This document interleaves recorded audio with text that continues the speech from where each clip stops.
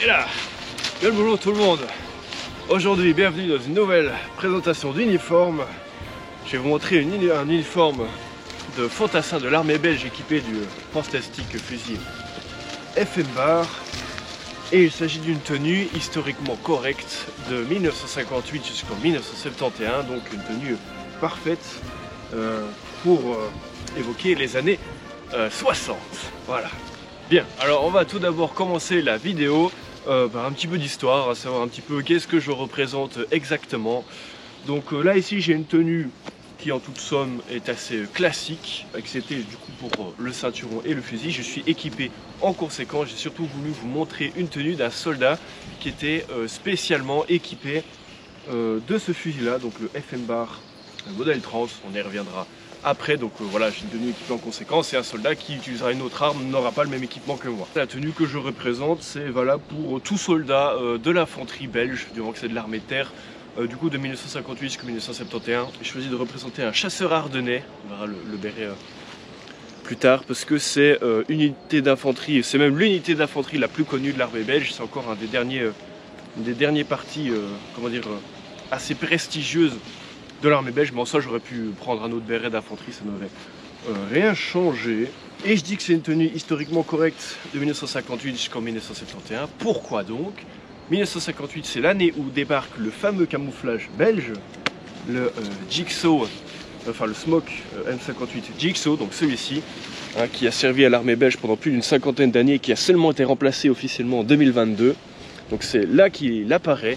Donc là ici j'arbore les tout premiers vêtements fabriqués avec ce camouflage qui apparaissent en 1958. Et je dis 1971 parce que à cette année-là, l'armée belge a décidé de complètement changer l'équipement du soldat belge. À partir de cette année-là, tout a changé, que ce soit chemise, veste, pantalon, breloge, cartouchière, etc. Donc on va commencer par la présentation de la tenue couche par couche. Donc je vais poser ça là et je vais enlever tout ce que j'ai ici et je vous montrerai un peu. Là ici on va voir d'abord les premières couches de vêtements tout simplement. Donc là ici je suis équipé de la chemise modèle 49 si je ne dis pas de bêtises, donc une chemise vert kaki, remplacée du coup comme je disais en 1971 et qui du coup a été utilisée en 1949 jusqu'à cette année là. Voilà, donc ça c'est la version vert olive de l'armée de terre. La marine et l'armée de l'air avaient autre chose. Enfin on va continuer par les chaussures. Donc là ici j'ai les Brodkin ABL modèle court, hein, qui sont restés, enfin je veux dire qui sont introduits à partir du début des années 50 et qui sont utilisés jusque dans les années 70, où ils seront remplacés par des modèles longs en une pièce qui viendront jusque là. Et donc ces modèles sont calqués sur les Brodkin anglais de la Seconde Guerre mondiale. Alors les modèles longs qui sont venus par après sont beaucoup plus cool parce qu'il n'y a pas besoin de les compenser avec des guêtres à la con ici. Mais je veux dire, on est juste après la guerre, c'est plus économique de faire des chaussures en cuir et de compenser le haut de la chaussure avec des guêtres tout simplement en tissu. Ça coûte moins cher, même si c'est moins agréable à porter. Au-dessus, j'ai des guêtres qui sont très similaires aux guêtres anglais Deuxième Guerre, ils sont tous en tissu, voilà. Évidemment il y a plusieurs couleurs en fonction des différentes composantes. Et là ici j'en ai un qui a été imperméabilisé avec une pâte qui est verdâtre. Des fois la couleur peut changer, mais on voit qu'il y a un reflet, tu vois. Il y a un reflet un peu ciselé comme ça. C'est vraiment pas pratique parce que voilà, dès que je bouge, le truc il se met au-dessus de ma chaussure et ça me fait chier. Bref, voilà. C'est pas ouf. J'ai les bretelles ici qui sont toutes sommes assez classiques. D'ailleurs il y en a une qui s'est défaite, c'est pas grave. Celles-ci sont quasi neuves, hein. Elles sont neuves même, hein. Donc voilà. Évidemment le coloris peut changer en fonction des composantes. Là ici j'ai du kaki comme d'habitude, enfin comme tout le reste. Alors apparemment j'ai vu que c'était quasi la même chose que ce que les soldats allemands avaient pendant la Seconde Guerre mondiale. C'est quasi les mêmes bretelles, en tout cas de ce que j'ai vu, donc c'est assez marrant, voilà. Et donc dans les années 60 il y a plusieurs pantalons qui existent, hein. On va dire dans l'armée de terre il y en a deux. Il y a le pantalon vert olive, un peu la même couleur que la chemise modèle 49. Et moi j'ai le pantalon modèle 58 qui a plus ou moins les mêmes coupes, mais qui lui est arboré du camouflage Jigsaw modèle 58. Et donc ces pantalons là, la coupe est inspirée des pantalons anglais Deuxième Guerre. On peut voir qu'il y a une poche ici. Ils sont assez larges évidemment, et la poche en fait vient des modèles anglais qui, à la Deuxième Guerre mondiale, étaient ici à l'avant. Là ici, il a juste été transféré sur le côté. Celui-ci n'a que 3 poches. Voilà. Donc il y a 2 poches ici sans, comment dire, sans bouton, et une grande ici qui est là. Sinon j'ai rien derrière. Voilà. Et le pantalon se ferme avec un nœud, tout simplement. Là ici c'est des boutons. Donc voilà, avec une corde, et il se tient avec les bretelles. La veste qui va avec, voilà, qui est très très cool, qui est aussi du même coloris que le pantalon. La veste ici, modèle 58, pour ici qui arbore, comme je disais, la toute première version du camouflage d'XO belge. Et donc voilà, et celle-ci d'ailleurs est vraiment la plus neuve, enfin, parenthèse, hein, c'est vraiment la plus neuve de ma collection. Elle a appartenu à un ancien membre des forces spéciales. Alors pour la veste, on va s'attarder un peu parce qu'il y a plusieurs modèles. Là ici j'ai un modèle sans tirette, donc qui se ferme avec des boutons. Il y a des modèles où la tirette a été rajoutée. Moi j'ai une capuche aussi, mais la capuche on peut l'enlever, hein. Elle tient juste avec des boutons. Voilà, d'ailleurs il manque 2-3 boutons je pense. Donc je vais la mettre pour que vous voyez mieux. Ah oui, il y a aussi une queue de castor qui se met entre les jambes. Ça c'est plus pour les parachutistes, mais sinon la plupart du temps il l'a coupée aussi quand elle n'était pas utile. Là je suis entièrement équipé. On peut faire une coupe sur le camouflage quand même. Donc voilà, si vous voulez savoir l'histoire de ce camouflage et des autres camouflages utilisés par l'armée belge, je vous recommande ma vidéo où j'explique un peu l'histoire de tout ça. Donc cette veste est plutôt très pratique, hein. Il y a des trucs pour les recoudre, elle est renforcée ici au coude et tout, elle est vraiment super bien. Là ici les attaches pour la queue de castor, il y a quand même 4 poches, c'est quand même très très cool, on peut mettre beaucoup de trucs dedans. Il y a des épaulettes évidemment, voilà, elle est plutôt très bien faite. Voilà, sinon là ici il fait plutôt bon, hein, il fait plus d'une dizaine de degrés, mais sinon par temps plus froid, les soldats belges pouvaient aussi avoir des gilets, hein, des petits gilets sans manches, voire même des pulls qu'ils pouvaient mettre entre la chemise et la veste.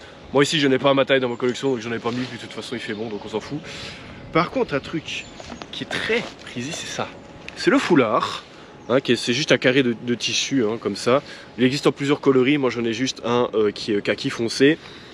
Ça aussi, de base, ça vient des soldats britanniques qui avaient beaucoup ça. C'est très utile pour le vent, mais aussi pour d'autres fonctions. Vous allez voir un peu plus tard. Donc ça c'était très apprécié, même après le changement des tenues en 1971. Donc moi j'en ai un ici, ça permet d'avoir moins froid au cou et de supporter l'équipement qui va venir ici. Je vais vous montrer un petit peu ce que j'ai. Donc premièrement je vais mettre le ceinturon spécial pour le fusil mitrailleur qui est ici, le FM bar. Donc comme je vous disais, je suis équipé en conséquence. Il tient pas très bien aux épaules mais bon. Et voilà, donc là j'ai mis le ceinturon spécial pour accueillir les chargeurs de FM bar. Alors encore une fois, je pense qu'on commence à le remarquer, mais enfin je l'ai peut-être pas précisé depuis le début de la vidéo, mais l'armée belge, elle invente généralement pas grand chose. Elle copie soit le matériel anglais deuxième guerre ou le matériel américain deuxième guerre, voire des fois même elle le reprend carrément, hein. Vous verrez ici j'ai des objets qui sont deuxième guerre dans ma tenue. Bref, là ici il s'agit du ceinturon, d'une copie du ceinturon pour le bar américain. Seule différence c'est que là ici il y a des bretelles qui ont été rajoutées. Voilà, c'est pas évident parce qu'elles tombent en fait. Elles font souvent ça, donc il faut les attacher, il faut les mettre là ici. Sauf quand on a un sac à dos, moi j'ai un sac à dos, du coup ça tient. Mais voilà, ça c'est le petit ajout, c'est les bretelles pour un peu plus de confort.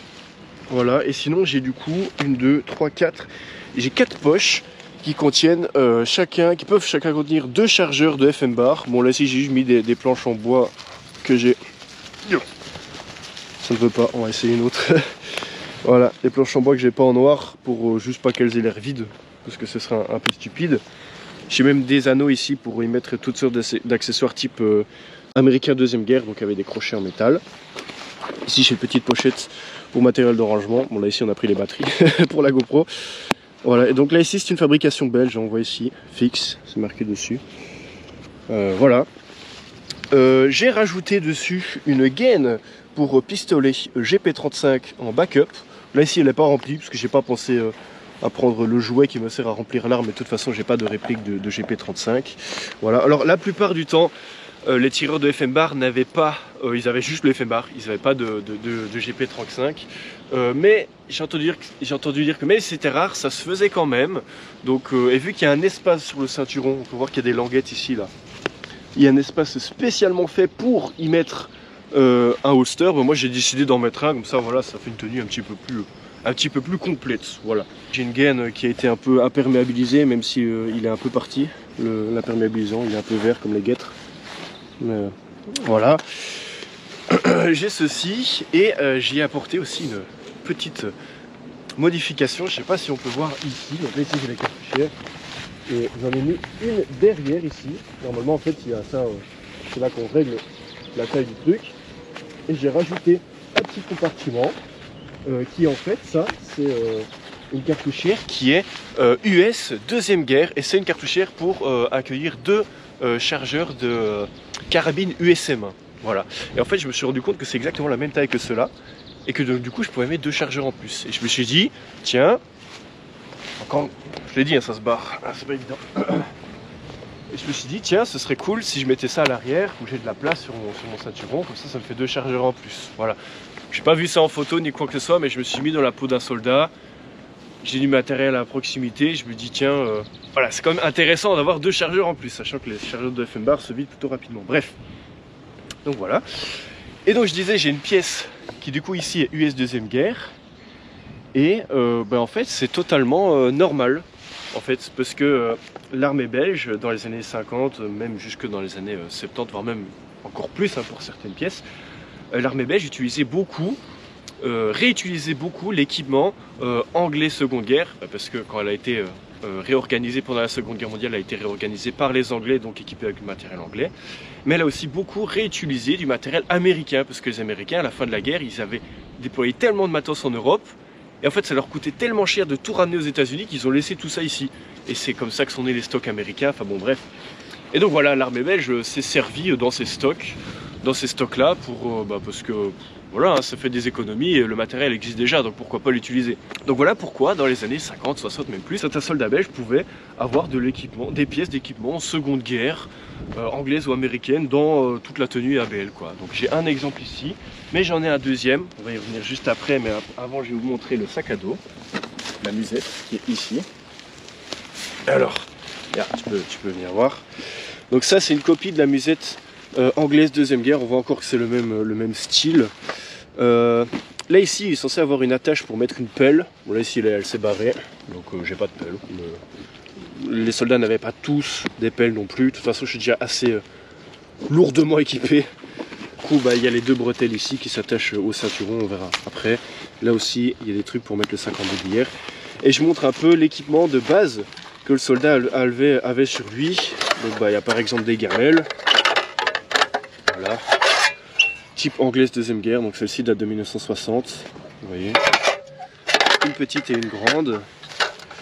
J'ai un petit bol d'eau, un truc imperméable, on peut mettre de l'eau dedans. Celui-ci date de la pas de date. Mais ça c'est un vieux modèle encore en tissu. Et voilà, j'ai la gourde qui. Ah, la gourde, je viens d'apprendre qu'elle est cassée, c'est magnifique. Bon. C'est pas grave, mais du coup j'ai la gourde en métal. Ici type US deuxième guerre avec le quart en métal qui va avec. Bon je vais pas tout déployer mais ça c'est un peu con ça. Bref. Enfin voilà, c'était vraiment l'équipement de base pour manger ou pour boire. Donc là ici c'est le système anglais deuxième guerre, c'est-à-dire que vous voyez qu'il y a des clips ici.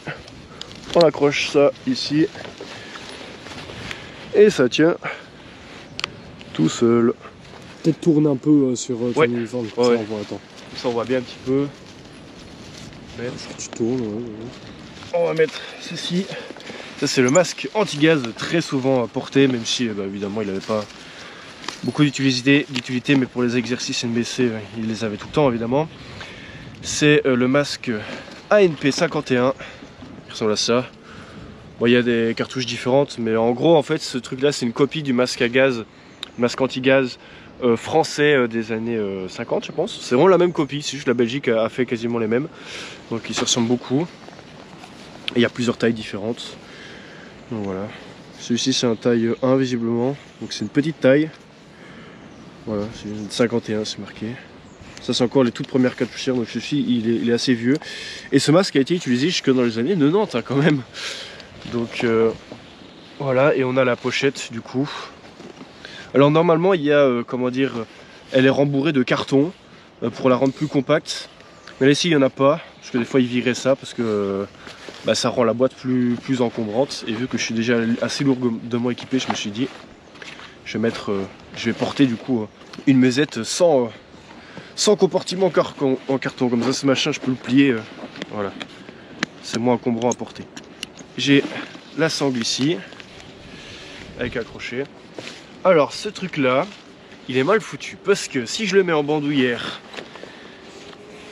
bah ça tient pas de toute façon. Genre je fais ça, ça va tomber. Là ça tombe pas, mais voilà. Donc le truc le plus malin à faire pour le porter, c'est de le mettre ici au cou. Sauf que ça m'étrangle un peu. Et là on va commencer à voir la deuxième utilité du foulard, pas que pour le vent. C'est que je vais avoir tellement de sangles autour du cou que ça va m'étrangler. Et donc le foulard, ça permet aussi d'atténuer ça. Donc là ici, voilà, ça repose sur le foulard, je suis pas trop étranglé. Mais quand j'ai ça qui va venir, ça va être chiant aussi. J'ai ceci, une autre pièce qui est US Deuxième Guerre. Il s'agit, il y a encore des marquages ici. Il s'agit d'un sac pour contenir des tuyaux de rechange, enfin des canons de rechange pour le FM bar. Voilà. Pour le FM bar, je le détaillerai en dernier. Vous voyez qu'ici, il a une poignée. En fait, c'est parce que le canon est démontable. Donc, c'est-à-dire que quand on tire beaucoup de cartouches d'affilée, le canon commence à surchauffer. Et si on veut continuer à tirer, à utiliser l'arme sans avoir d'incident de tir, il faut changer le canon et en mettre un autre pendant que le premier refroidisse, tout simplement. Et en fait, ben voilà à quoi se sert ce truc, à transporter un canon de rechange. Voilà. Et donc là, c'est un truc du coup US Deuxième Guerre qui a été recyclé par l'armée belge. Il existait aussi ce genre de sac fabriqué par l'armée belge. Ils avaient un style, ils avaient le même style, c'est juste que le cuir et le tissu avaient un aspect différent. Mais voilà, j'avais déjà vu en vente, mais personnellement j'ai trouvé ça un peu cher, je n'en ai pas acheté. Donc voilà pourquoi j'ai un Deuxième Guerre, parce que je l'avais vu comme ça un peu par hasard. Bon, à l'intérieur j'ai juste mis un bête tuyau en métal pour donner l'impression qu'il y a quand même quelque chose dedans. Donc on voit quand même, il y a la lanière en cuir et tout. Il y a beaucoup de pièces en cuir. Hein. Voilà, ce truc là, alors je peux le mettre soit ici, comme ça il est facilement rapide d'accès. Le truc c'est que du coup ça va tomber, donc je suis obligé de le mettre comme ça. Sauf que du coup ça commence à m'étrangler un petit peu. Vous voyez le problème, le béret, vous voyez ici, avec l'insigne de sanglier. Donc là ici j'ai pris un béret, comme j'ai dit, de chasseur ardennais, mais j'aurais pu prendre n'importe quel béret d'infanterie de l'armée de terre belge, ça aurait passé. Hein. C'est juste que j'ai un béret de chasseur ardennais. En plus, c'est l'unité d'infanterie la plus connue en Belgique quand même. Donc voilà, je me suis dit que j'allais prendre ça comme béret. Ils ont un béret un petit peu plus spécial qui est beaucoup plus large. Voilà, qui se met comme ça, si je dis pas de bêtises. Alors je pense qu'il est un petit peu petit pour moi. Et bref, vous avez compris le principe. Voilà, moi je le mets ici. Et là, ça c'est plus facile. Et en dernier, on a le casque M51, voilà. Donc ça, ce casque, il a été utilisé pendant très longtemps à l'armée belge, de 1951 jusque milieu des années 90, où les casques en Kevlar sont apparus. Voilà. Et donc ça, c'est une copie du casque américain USM1, tout simplement. C'est plus ou moins la même forme. D'ailleurs, il y en a beaucoup qui sont, transformés en casque USM1 pour leur constitution. C'est un peu malheureux. Mais voilà. Et là ici j'ai un très bel exemplaire qui était repeint, on peut voir qu'il a plusieurs couleurs. Il y a le drapeau belge qui est plus très présent sur le côté. Mais il y avait toujours le drapeau belge sur le côté gauche des casques à cette période-là. Lanière en cuir ici. Voilà. Ici c'est un intérieur Kogebi qui est un petit peu moins fréquent. Et donc du coup voilà, ça marche comme un casque américain, c'est-à-dire qu'il y a un sous-casque avec le drapeau ici. Et tout. Là ici j'ai un modèle en plastique, mais le premier modèle était en matériaux composites, donc en carton compressé comme les Américains au final. Voilà un petit peu le casque standard de l'armée belge à cette période-là, c'est ce casque-là. Voilà. Il pouvait aussi être agrémenté de filets, de camouflage ou de trucs du genre, mais là ici j'en ai pas. De toute façon je suis assez bien camouflé, je pense. Donc voilà. Et en dernier, on a du coup l'arme pour laquelle je suis équipé. Alors je vais pas trop revenir là-dessus parce que j'ai fait une vidéo où je vous présente cette réplique et où je vous présente toute l'histoire des FM bar belges. Voilà, donc je vous la mets dans les fiches encore une fois si vous voulez voir, parce que là vraiment je raconte tout en détail. Tu peux faire un plan, je peux même l'ouvrir ici. Il faut savoir que le FM bar, donc le légendaire fusil mitrailleur américain, la Belgique en a créé, on a fabriqué sous licence et on a créé des versions améliorées Voilà, donc des années 30 jusque dans les années 60. Hein. Donc au total, il y a eu 4 modèles de FM bar qui ont été produits, 2 modèles qui ont été produits, enfin qui ont été inventés dans les années 30, avant la guerre, et 2 modèles ont été produits après la guerre, de 1951 jusqu'à 1961 ou 67. Et ces modèles-là ont été utilisés en tant que fusil mitrailleur du coup jusque dans les années 80 pour les derniers. Voilà. Donc là ici j'ai un de ces 4 modèles, le FM bar FND30. Ça c'est un modèle construit uniquement après la guerre. Voilà, donc il y a quelques petits changements par rapport au modèle d'avant. Donc voilà, c'est une arme très très cool. Elle a progressivement été remplacée évidemment par d'autres armes comme le FN-FAL qui est très connu et qui a été très massivement utilisé par l'armée belge. Mais bon voilà, j'ai décidé d'avoir un FM bar modèle belge parce que c'est une arme qu'on voit très peu, qui est très peu connue, très peu documentée. Et puisqu'elle est très peu connue, vous vous doutez bien que les répliques de ça sur le marché, ça n'existe pas parce que personne n'irait acheter des répliques d'une arme qui n'est pas connue au final. Hein. Donc c'est pour ça que j'ai créé ma propre réplique de fusil. Tout ça c'est moi qui l'ai fait, voilà. Il y a juste la sangle et le chargeur qui sont des pièces originales, qu'on peut voir avec des balles à blanc là. Mais sinon tout le reste c'est moi qui l'ai fait, donc je vous invite à voir la vidéo si vous voulez savoir l'histoire. Mais voilà. Voilà. Bon, l'idéal ce serait de déplier le bipied, mais il est fixe parce que c'est trop compliqué à faire sur la réplique. Bref. On va noter la confortabilité de la tenue. Je la mets à 6 sur 10, hein, parce que c'est vraiment... comment dire.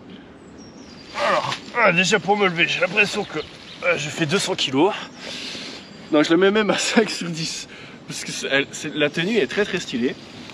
Mais déjà les guêtres, comme j'ai dit, ça ne va pas. Regardez, ça me fait super chier. Et en fait, les guêtres se mettent comme ça, donc du coup, ça joue comme ça ici. Et c'est très désagréable. Première chose. Deuxième chose, bon, je me sens un peu encombrant, mais après, je transporte plein de trucs. Voilà. Et aussi, voilà, c'est le fait que je suis un petit peu étranglé, un petit peu saucissonné par ça et par tout ce brûlage qui est quand même assez dépassé. Du coup, donc voilà. Par contre, dernier truc que je voulais montrer. Hop, le FM bar est quand même très pratique une fois qu'il est mis en... Voilà.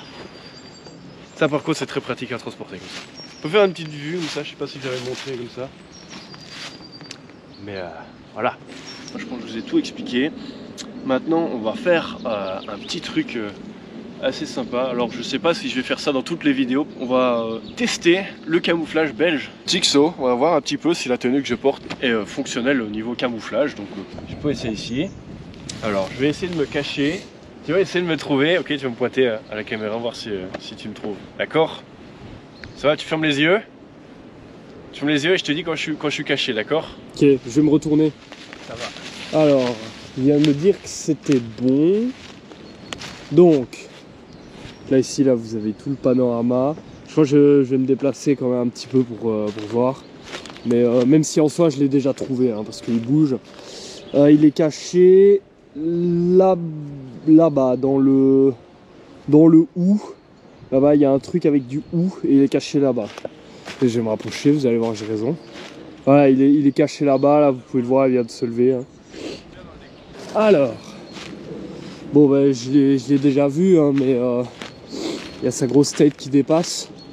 Il est caché là. Honnêtement, le camouflage, ça va, il cache quand même assez bien. Le problème, c'est que mon frère n'est pas maquillé. Donc en fait, c'est beaucoup grâce au fait qu'il soit pas maquillé en fait que je le vois. On voit mes jambes avec le décor, c'est plutôt bien fait. Hein. Ouais, non, franchement, de loin, c'est tout à fait correct. Donc c'est un camouflage qui a spécialement été étudié pour les forêts belges. Hein. Donc voilà. Après, par contre, je pense que ça sert même à rien de le tester dans les plaines. Là, je serais super visible, là, par contre. Bon, et bien, c'est la fin de cette vidéo. J'espère que la présentation vous aura plu. Voilà, donc je vais quand même essayer de faire d'autres présentations parce que bah, là, je suis équipé pour le FM bar, mais il y a plein d'autres armes qui peuvent être appliquées à cette tenue-là. Donc voilà, n'hésitez pas à me dire ce que vous en avez pensé dans les commentaires. Sinon, bah, je ferai plein de photos de cet uniforme sur Instagram. Donc je mets tous les liens de mes réseaux sociaux en description. N'hésitez pas à aller voir. N'hésitez pas à liker, commenter, vous abonner, à partager. Et je vous dis à la prochaine pour d'autres présentations.